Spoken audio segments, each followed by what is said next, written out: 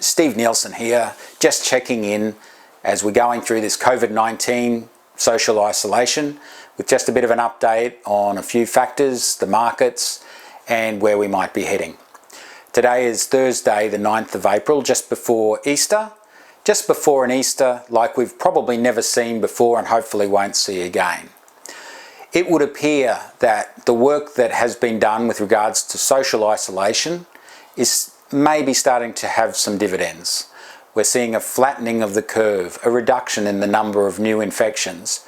Here in Queensland, that number has been falling for the last couple of weeks.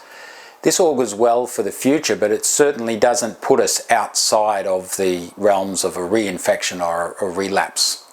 So it's important that we keep our foot on the accelerator, to use a well-used political sort of turn of phrase that we've seen over the last few weeks.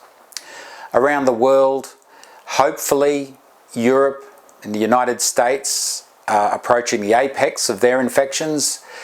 The situation has been far worse in those countries, and our thoughts and prayers are with them as they battle through the impact of that infection on much larger populations and much more sort of intense or concentrated populations than we have here in Australia.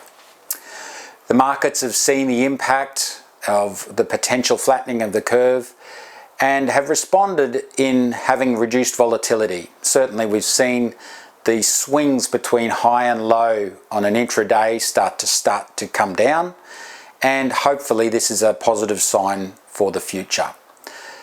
At the end of the day, nobody knows. If we stick to our social distancing, if we stick to the policies that have been put in place for our own protection, it will mean that we get through this and get back to work as quickly as we possibly can. The markets will continue to see the good news, see the bad news, and price that into their behaviour.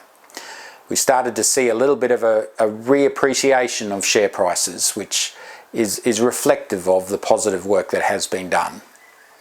So it's up to all of us and society in general to keep that going.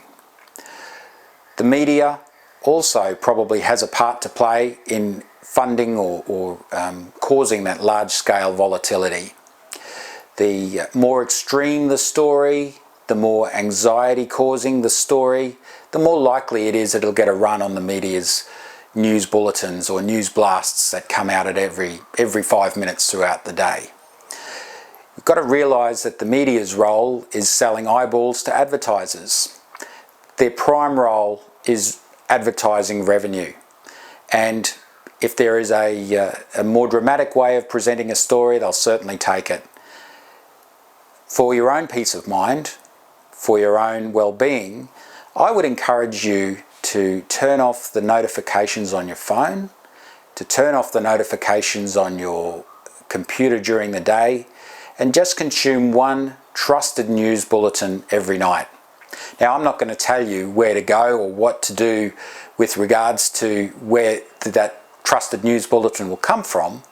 However, just look at one and put the noise away. The noise is what drives markets, positive and negative. The noise is why we have a 7% swing either way, when in fact markets should probably only be going up or down by 1 or 2%. So reduce the noise, improve your own health and well-being as a result, spend time with your families, and we'll get through this together.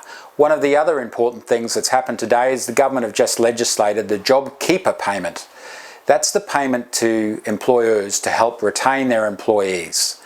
If an employer under $1 billion of turnover has a 30% reduction in turnover, then they can get $1,500 per eligible employee in order to support paying the wages through this COVID-19 time. This will allow them to keep their good employees, and for the employees themselves to have funding to be able to continue to live and pay their expenses, mortgages, etc. There are other initiatives that are helping employees and employers.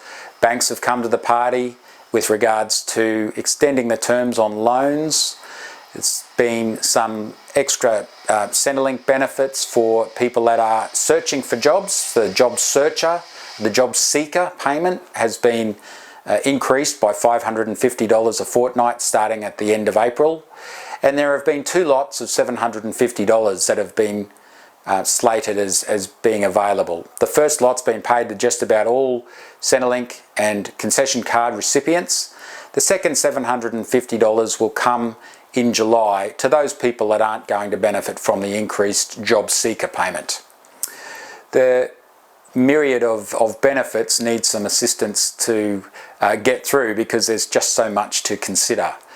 We've got a pretty good handle on what's on offer at the moment and how to get it, so if there's any people out there that need some assistance, please give us a call.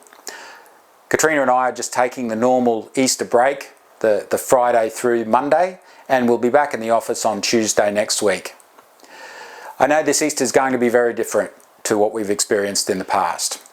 Many of us have put aside the call of the beach and Easter, traditionally our last opportunity in Australia to get a really good climate when we go to the beach and the last time to hit the sand.